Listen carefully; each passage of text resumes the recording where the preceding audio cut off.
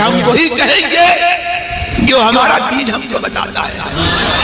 عمل کرو تو تمہارا بھلا ہے, نہیں کوئی عمل کرے تو نقصان ہمارا نہیں ہے, اسی کا نقصان ہے.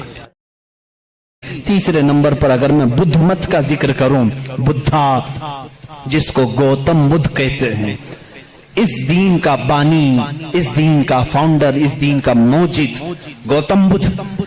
اس کی تعلیمات, اس کی کتابیں آج بھی موجود ہیں, کتابیں جو دساتیر کہلاتی ہیں. گوتم بدھ کی کتابوں میں اخلاق زیادہ سکھائے گئے ہیں, تصوف زیادہ سکھائے گئے, دنیا سے کنارہ کشی زیادہ سکھائی گئی ہے. جیسے آج بھی گوتم بدھ کے ماننے والے یہ کہتے ہیں, عیسائیوں میں جس طرح فرقے ہوئے اسی طرح بدھ مت میں بھی فرقے ہوئے. اس میں سے جیسے کچھ ننگے رہنے والے, کچھ لوگ کپڑے پہننے والے, کچھ پوری دنیا کو چھوڑنے والے, کچھ دنیا میں سے تھوڑا چکھنے والے, سب طرح کے ہوئے. لیکن گوتم بدھ کی جو تعلیمات تھی وہ دنیا سے کنارہ کشی کے لیے تھی. گوتم بدھ دنیا کا ایک بڑا اس زمانے میں پیروکار جس کے رہے ہوں ایسا شخص تھا. اب اس کی ایک کتاب جو اس کے ایک شاگرد نے لکھی ہے, اس کی تعلیمات کو جمع کیا ہے, جس کو کہتے ہیں چکاوتی سننا, یہ کتاب ہے. اس کتاب میں گوتم بدھ تعلیم دے رہا ہے. کہتا ہے کہ اے میرے چاہنے والوں, اے میرے مریدوں, اے میرے شاگردوں, سنو میں تمہیں ایک بڑی بات بتاتا ہوں. کہا میں ایک ہی بدھا نہیں ہوں, دنیا میں ایک بہت بڑا بدھا آئے گا. بدھا کہتے ہیں پاکیزہ اور مقدس آدمی کو, مقدس آدمی کو بدھا اس زبان میں کہا جاتا ہے. ایک اور ایک بڑا بدھا آئے گا اور وہ تبلیغ کرے گا. اس کی تبلیغ شروع میں بھی عروج پر ہوگی اور جب پھیلے گی تو ہزاروں کی تعداد میں ہوگی.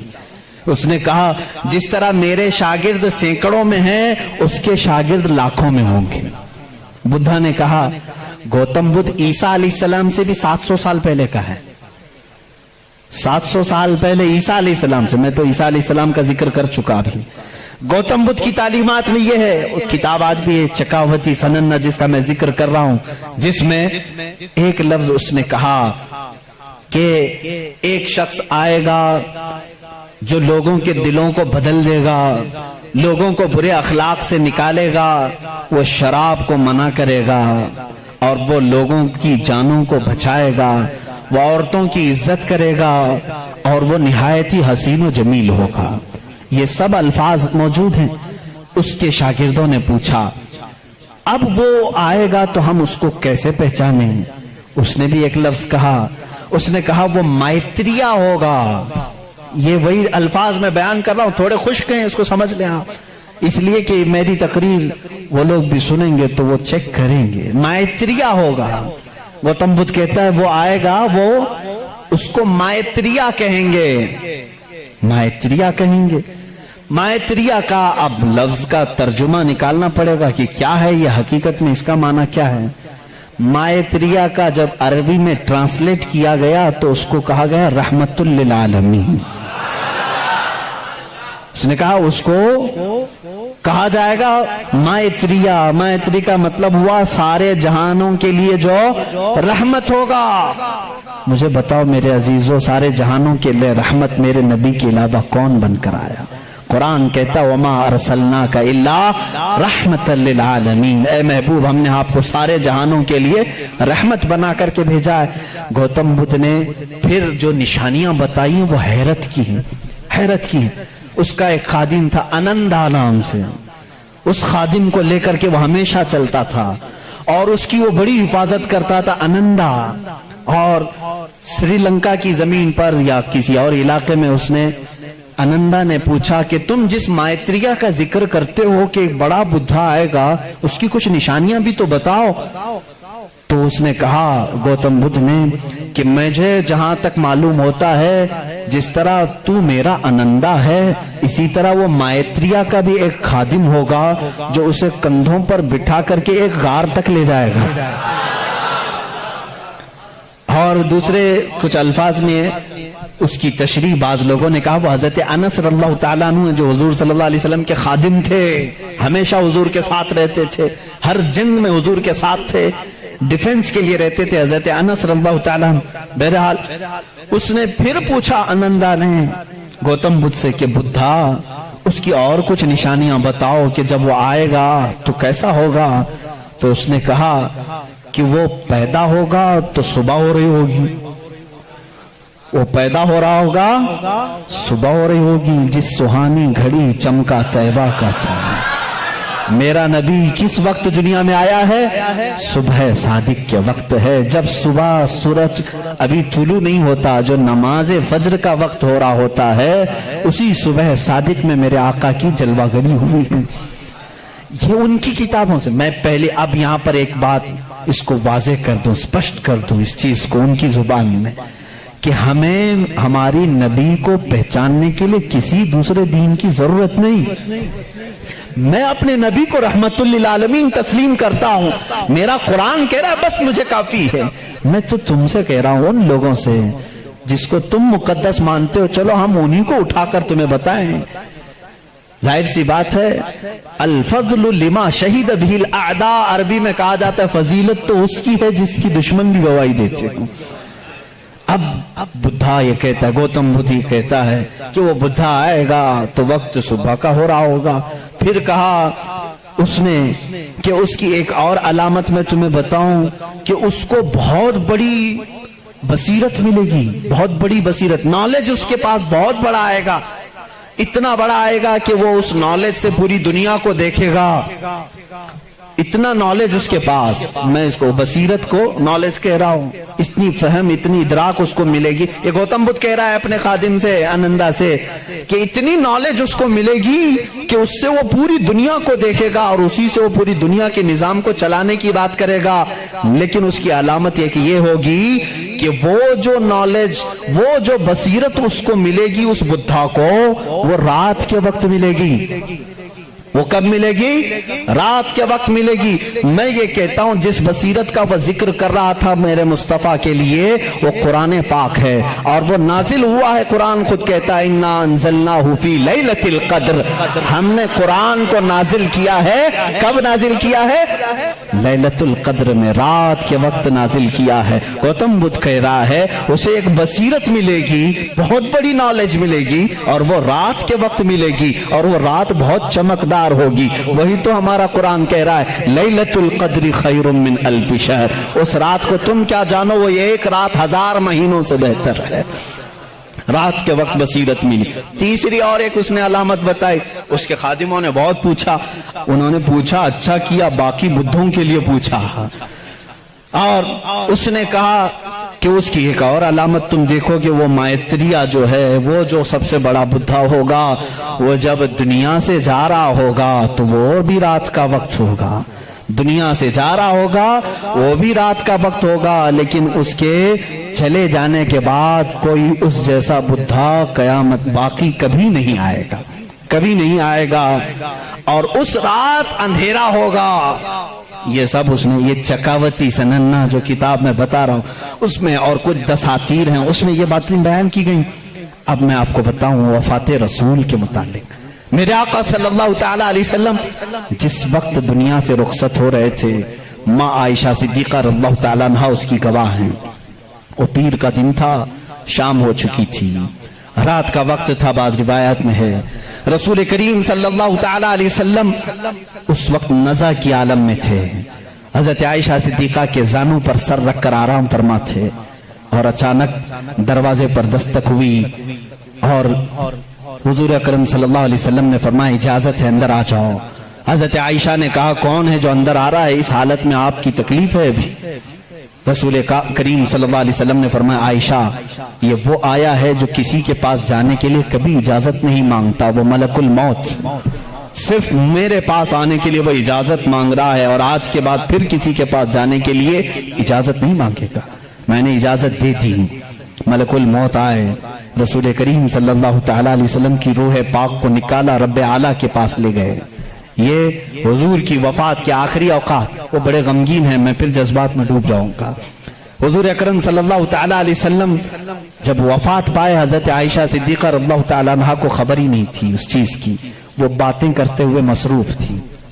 हुजूर अकरम सल्लल्लाहु तआला अलैहि वसल्लम के साथ बातें करने में वो मसरूफ थी। अचानक सिद्दीक़ अकबर रज़ियल्लाहु तआला अन्हु हुजरे में दाखिल हुए, अंधेरा था। اندھیرا تھا. حضور اکرم صلی اللہ علیہ وسلم کے جسم اقدس کے پاس جیسی آئے، حضرت صدیق اکبر نے محسوس کر لیا کہ اللہ کے آخری رسول اب دنیا سے پردہ فرما چکے. آپ اپنے آنسوؤں کو ضبط نہ کر سکے. آپ نے انا للہ پڑھا اور سیدھے میرے آقا کے ماتھے کو بوسا دیا، اور اس کے بعد روتی ہوئی آنکھوں سے صدیق اکبر نے کہا واللہ لن یجمع الموتین، اللہ کی قسم اب اللہ تعالیٰ دوسری موت کبھی آپ پر نہیں لائے گا. ایک موت آنی تھی وہ آ گئی، اے رسول اب دوسری موت کبھی نہیں آئے گی. حضرت عائشہ نے یہ سن کر کے فوراً استعجاب کا اظہار کیا. وہ کہتی ہیں اس وقت تک انہیں احساس نہیں ہوتا کہ یہ آقا رسول کریم صلی اللہ تعالیٰ علیہ وسلم دنیا سے پردہ کر چکے ہیں. حضرت عائشہ کو انہوں نے اٹھایا، میرے آقا صلی اللہ تعالیٰ علیہ وسلم کے جسم ناز کو جب انہوں نے سلایا، جانتے ہو یہ وہ رات تھی، یہ وہ رات تھی. حضرت عائشہ کہتی ہیں میرے حجرے میں حضور کا یہ آخری دن تھا، لیکن سوئے اتفاق کہ اس رات میرے گھر میں چراغ جلانے کے لیے تیل بھی نہیں تھا. چراغ جلانے کے لیے تیل بھی نہیں تھا. یہ روایت مشہور ہے. جس رات رسول کریم صلی اللہ علیہ وسلم کی وفات ہوئی وہ اندھیری رات تھی. اور اندھیرا کیوں نہ ہو جب سورج غروب ہو جائے، جب آفتاب غروب ہو جائے تو اندھیرا کیسے نہ ہو. لیکن میرے عزیزوں اس بات کو میں یہاں بتانا چاہتا ہوں، بدھوں کی بدھزم میں یہ بات بتائی گئی. گوتم بدھ نے یہ خود کہا کہ وہ مائتریا آئے گا تو روشن ہوگا، جب وہ جا رہا ہوگا تو نہایت ہی اندھیرا ہوگا، روشنی نہیں ہوگی، لیکن اس کا چہرہ چمک رہا ہوگا. عزیزان گرامی مجھے بتاؤ جتنی علامتیں اس نے بتائی ہیں یہ میرے نبی کے علاوہ کس کی ذات میں پائی جاتی ہیں؟ اور بھی دیگر مذاہب ہیں دنیا کے. وقت نکل گیا. زردشتی مذہب جو مجوسی ہیں ان کی بھی کتاب ہے زندہ وسطہ نام سے. یہ فارسی کے لوگ تھے، ایرانی الاصل تھے، آگ کی پوجا کرتے تھے. ان کی کتاب میں بھی لکھا ہے، پارسیوں کی کتاب میں لکھا گیا ہے کہ ایک نبی آئے گا جو عرب میں پیدا ہوگا، وہ آگ کو بجھا دے گا اور کعبے کی طرف سارے لوگوں کے منہ کو موڑ دے گا. اس نے کہا اس وقت تک لوگوں کا قبلہ کعبہ نہیں تھا، بیت المقدس کی طرف منہ کر کے پڑھتے تھے. زندہ وسطہ کتاب یہ پارسیوں کی کتاب ہے جس میں یہ زردشتی مذہب کو مانتے ہیں. وہ اس میں بشارت دی گئی ہے ایک نبی آئے گا، عرب میں پیدا ہوگا، آگ کو بجھا دے گا اور سارے لوگوں کا منہ کعبے کی طرف پھیر دے گا. مجھے بتاؤ کعبے کی طرف کسی اور نبی نے نہیں پھیرا، بلکہ مصطفیٰ کریم صلی اللہ تعالیٰ علیہ وسلم جب مدینہ طیبہ تشریف لائے اس وقت بھی لوگوں کا قبلہ بیت المقدس تھا.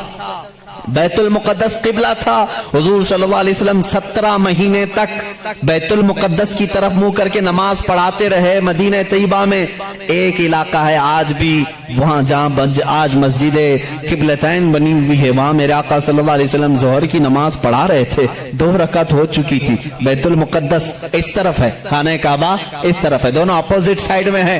بیت المقدس کی طرف منہ کر کے میرے آقا امام ہیں، نماز پڑھا رہے ہیں، پیچھے صحابہ کی صفیں. 2 رکعت ہوئی تھی. حضور کے دل میں یہ خیال آنے لگا کاش ہمارا چہرہ کعبے کی طرف ہوتا تو اچھا ہوتا. بیت المقدس بھی افضل ہے لیکن کعبہ وہ ہے جہاں میرے آقا کی ولادت ہوئی ہے. میرے آقا کا آبائی وطن حضور کعبے سے نہایت محبت کرتے تھے. اگر ہمارا قبلہ ہمارے چہرے کا رخ اس طرف ہوتا تو زیادہ اچھا ہوتا.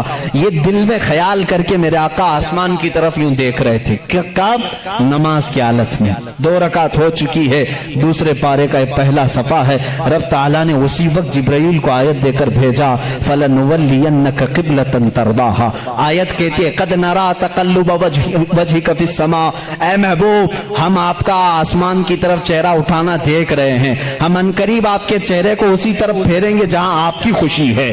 اتنی آیت ہی نہیں آئی، اتنی آیت نہیں آئی. اس کے فوراً بعد اسی آیت میں جبرائیل امین یہ آیت لے کر کے آئے فَوَلِّ وَجْهَكَ شَطْرَ الْمَسْجِدِ الْحَرَامِ. اے نبی دیر کس بات کی، اثر میں نہیں، ابھی آپ اپنا چہرہ کعبے کی طرف فرمائیں. खाना काबा की तरफ सारे लोगों का किबला बदल गया। देखो उस रसूल की 2 रकात बैतुल मुकद्दस की तरफ हुई, आप फिर गए, सहाबा फिर पीछे हुजूर के आ गए। बल्कि एक रिवायत में हुजूर सल्लल्लाहु अलैहि वसल्लम चल करके आगे आए, आप इमाम थे और सहाबा फिर सफें। इसी तरह से वो नमाज न टूटी न छूटी न फूटी। हालांकि उस नमाज में रद्दो बदल हुआ, 2 रकात उस तरफ फिर करके, 2 रकात इस तरफ फिर करके। हम अगर फिरेंगे तो नमाज टूट जाएगी, वो सहाबा की नमाज टूटी नहीं, इसलिए कि इसमें दर्स है। नमाज तो असल वही है जो फरमाने मुस्तफा के ताबे हो, रसूल जिस तरफ रुख करे। और सहाबा का ये मजहब भी था। कुछ सहाबा बयान कर रहे हैं, बुखारी शरीफ की हदीस है, मुस्लिम में हदीस है। एक सहाबी से पूछा गया, हुजूर अकरम सल्लल्लाहु तआला अलैहि वसल्लम ज़ोहर और असर की नमाज में कुछ पढ़ते थे कि नहीं पढ़ते थे? सिर्री नमाज है ना, क़िरात तो नहीं होती थी, लेकिन हुजूर इमाम होते, वो खुद भी खामोश खड़े होते या पढ़ते थे? ये बड़ा अजीब सवाल है ना। अब ज़ोहर की नमाज में हुजूर कुछ पढ़ते भी थे कि नहीं पढ़ते थे? सब इमाम खामोश रहते हैं, लेकिन आपने कभी पूछा इमाम साहब आप खामोश तो हैं, सीधे मुंह बंद करके खड़े रहते हैं या कुछ आप हल्के हल्के में पढ़ते हैं? सहाबा से किसी ने पूछा, कुछ सहाबा ने कहा नहीं हुजूर पढ़ते हैं। सुनाई तो किसी को नहीं देता था। उस सहाबी से पूछा गया, कैसे मालूम हुजूर नमाज में पढ़ते हैं? कहते हैं हुजूर अकरम सल्लल्लाहु अलैहि वसल्लम की दाढ़ी हिलती हुई हम नमाज में देखते थे, हुजूर पाक की दाढ़ी हिलती थी, इसकी अलामत है कि हुजूर कुछ तिलावत करते थे। अब उस सहाबी से पूछो, आपका चेहरा किस तरफ होता था? आपका चेहरा किस तरफ होता था? नमाज तो किबले की तरफ मुंह करके पढ़ी जाती है, आप हुजूर का चेहरा देख रहे थे, दाढ़ी हिलती हुई देख रहे थे। वो सहाबी की जुबान से भी वही उनकी रूह पुकारेगी जो आला हजरत ने कहा है, हाजियो आओ शहंशाह का रोजा देखो, काबा तो देख चुके, काबे का काबा देखो। गौर से सुन तो रजा, काबे से आती है सदा, मेरी आंखों से मेरे प्यारे का रोजा देखो। काबे का वो काबा है, सहाबा इकराम देखते थे। तो मैं यहाँ पर बात ये कर रहा था, ज़रदश्ती मजहब में, पारसियों के मजहब में जो किताब उनकी मुकद्दस है जिसको ज़ंदावस्ता कहते हैं, उसमें ये बशारत उन्होंने दी है, एक नबी आएगा, एक शख्स आएगा, अरब में पैदा होगा, आग को बुझा देगा और सारे लोगों का मुंह फेर करके कहाँ करेगा? काबे की तरफ कर देगा। उन्होंने जो कहा था वो सही कहा था। वो रसूल मुहतशम सल्लल्लाहु अलैहि वसल्लम तशरीफ लाए, और जिस वक्त मेरे आका तशरीफ लाए थे, ईरान में 1000 साल से आग जल रही थी, अचानक बुझ गई। आग बुझ गई। सारे काहिन उस दिन परेशान थे, इस आग को कभी हमने बुझने नहीं दिया था, आज कैसे बुझ गई? वही दिन था 12 रबीउल अव्वल का, जब किसरा बादशाह के महल में दरार पड़ गई। जिस महल के बारे में उसका चैलेंज था कि इसको दुनिया की कोई ताकत गिरा नहीं सकती, वो आज भी मौजूद है इराक के एक शहर मदाइन में। लोग कहते हैं किसरा का महल, हम देखने के लिए भी गए कई मरतबा। उसमें बीच में से एक दीवार ऐसी टूटी है कि अंदर से आदमी जा आ सकता, इतनी बड़ी दरार है। बादशाह उस महल में बैठता था, वो टूटी कैसे, फटी कैसे? उसने भी बुलाया सारे नजूमियों को, ये क्या हो गया? अचानक किसी ने हथौड़ा भी नहीं मारा, लेकिन ये टूट गई। ईरान में उन सारे लोगों ने बुलाया, आग 1000 साल से नहीं बुझी थी, आज कैसे बुझी? किसी ने पानी भी नहीं डाला। दोनों जगह जो नजूमी जमा हुए थे, सबों ने एक ही जवाब दिया। ईरानियों को, पारसियों को ये कहा, आग कोई पानी डाल करके नहीं बुझाया, कोई तो ऐसा पैदा हुआ है जो अब आग के लिए खतरा होगा, आग उसके लिए ठंडी हो जाएगी, और वो आग के पुजारियों के लिए एक बड़ा मसीहा बन करके, उनके लिए दीन का एक मुबल्लिग बन करके आएगा, उनको आग की इबादत से निकालेगा और वो किसी खुदा की इबादत के लिए ले जाएगा। उस दिन नजूमियों ने उन्हें कहा, और इधर इराक में किसरा ने जब बुला करके मीटिंग ली, क्यों दीवार कटी, क्यों दीवार टूटी, उससे भी उन्होंने कहा हथौड़ा तो किसी ने नहीं मारा, लेकिन ऐसा लगता है कि दुनिया में कोई एक बच्चा ऐसा आया है जो पूरे लोगों के दिलों को तब्दील करने वाला है। हमने पढ़ा है कि उसके आते ही अजीब व गरीब बातें होंगी। मेरे अजीजों, पारसियों की किताबों में वाक़यात मौजूद हैं। इसीलिए आला हज़रत ने फरमाया, जिस दिन वो रसूल पैदा हुए थे, ईरान की आग बुझ गई, किसरा के बादशाह का महल तड़क गया, दीवार में शगाफ आ गया, चिर गई। तो ऐ मेरे लोगों, ऐ मेरे सुन्नी भोले भाले मुसलमानों, तुम इस दिन को हल्का क्यों समझते हो? हश्र तक डालेंगे हम पैदाइश मौला की धूम, हश्र तक डालेंगे हम पैदाइश मौला की धूम, मिसले फारस नजद के किले गिराते जाएंगे। बात तो समझ में आ गई होगी ना। अक्सर शेर खुद न थे राह पर औरों के आदी बन गए, क्या नजर थी जिसने मुर्दों को मसीहा कर दिया, मुर्दों को मसीहा कर दिया। उस रसूल से तुम्हारा रिश्ता है, निस्बत है, हल्का मत समझना। अब मैं समझता हूं जिस नौजवान के अंदर ये फीलिंग आती है, पता नहीं दुनिया मुझे क्या कहेगी, मैं दाढ़ी रखूंगा, मैं टोपी पहनूंगा तो क्या समझेगी, ऐसा ना समझो। अगर दाढ़ी ऐब होती तो कायनात के सबसे हसीन चेहरे पर दाढ़ी कभी नहीं आती। दो जुमले आज मेरी तकरीर से लेकर के जाओ। दुनिया में सबसे ज्यादा हसीन किसको समझते हो? किसको समझते हो? और स्मार्ट और हैंडसम के लिए दाढ़ी छिलाना तुम कैसे सोचते हो? दाढ़ी छिलाने को हैंडसम बनना और स्मार्ट ये हो ही नहीं सकता। अगर ये ऐब होता तो सबसे हसीन चेहरे पर कभी आती ही नहीं, आती ही नहीं। दुनिया के सबसे हसीन चेहरे पर दाढ़ी थी और दुनिया की सबसे मुकद्दस औरत फातिमा के सर पर दुपट्टा था। ये दो जुमले आज मेरे काफी हैं, दो जुमले मेरे काफी हैं। अगर सबसे ज्यादा इज्जत वाली होने के लिए कोई औरत दुपट्टा खींच करके नंगे बाल घूमती है तो बेवकूफ है। इसलिए कि कायनात की सबसे मोहतरम खातून जिसके लिए कयामत में भी ऐलान होगा, ऐ लोगों अपनी आंखें नीची करो, फातिमा बिन्ते मोहम्मद जन्नत की तरफ जा रही है। उस खातून को जो इज्जत मिली है उसके सर पर जब दुपट्टा है तो फिर दुपट्टा कमतरी की अलामत नहीं हो सकता। जिसके सर पर दुपट्टा है वो आलीशान है, जिसके चेहरे पर दाढ़ी है वो आलीशान है। इसलिए कि मेरे रसूल का वो गुलाम है। जब कयामत, जब कब्र में जाएगा, कुछ हो या ना हो, शक्ल देख करके तो फरिश्ते ये कहेंगे सूरत ये लेकर के आया है जैसे मदीने वाले की थी, मेरे आका सल्लल्लाहु अलैहि वसल्लम की थी। अब मैं आखिरी कहते यहाँ आ गया। जाहिर सी बात है आपकी गर्मी मुझे भी ठंडा नहीं कर पाती। हालांकि इन लोगों ने आज कुर्सी पर बिठाया है, खड़े होने के बाद अलग मसला होता है। बहरहाल आखिरी अब मैं हकीकत में कर दूं, हमारा एक और भी मिजाज हम देखते हैं। मैं कल परसों ही कह रहा था, आपने देखा कभी हम लोग किसी को बहुत ही इज्जत देते हैं, जैसे दूल्हे को बुलाते हैं, सेहरा उसका है, कुर्सी उसकी है, जो मेन महफिल का है उसको। लेकिन एक और इज्जत हमने देखा है, एक और इज्जत, मकाम है, मर्तबा, शादी है तो इज्जत की समझ में आ गया। आज प्रोग्राम था, मेरी इज्जत की समझ में आ गया, तकरीर सुनना है। और दूसरों को किसी को बुलाया गुलपोशी के लिए, घर में मीटिंग है, इज्जत की समझ में आया।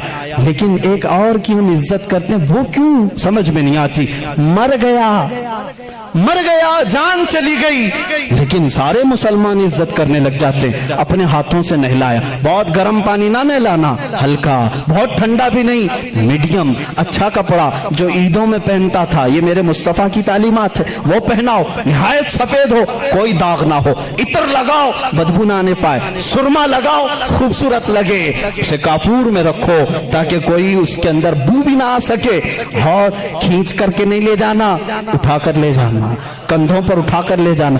और फिर सुन्नी हो तो फूल डाल करके ले जाना, फूल डाल करके ले जाना, और आराम से धक्के ना देना। और फिर यहां तक कहा गया जनाजे के आगे मत चलना, उसे सबसे आगे रखना। ये इतना एहतराम, मर गया भाई, अब दुनिया में उसका क्या काम है, क्यों इतनी इज्जत। नहला रहे हो, पहना रहे हो, खुशबू लगा रहे हो, सुरमा लगा रहे हो, फूल पहना रहे हो, अब कहां उसकी शादी, कांधे पे उठाकर ले जा रहे हो। तब हमें बुजुर्गों ने फरमाया, नादान, इसकी ये इज्जत इसलिए है आज ये रात में जा रहा है जलवे रसूल देखने के लिए।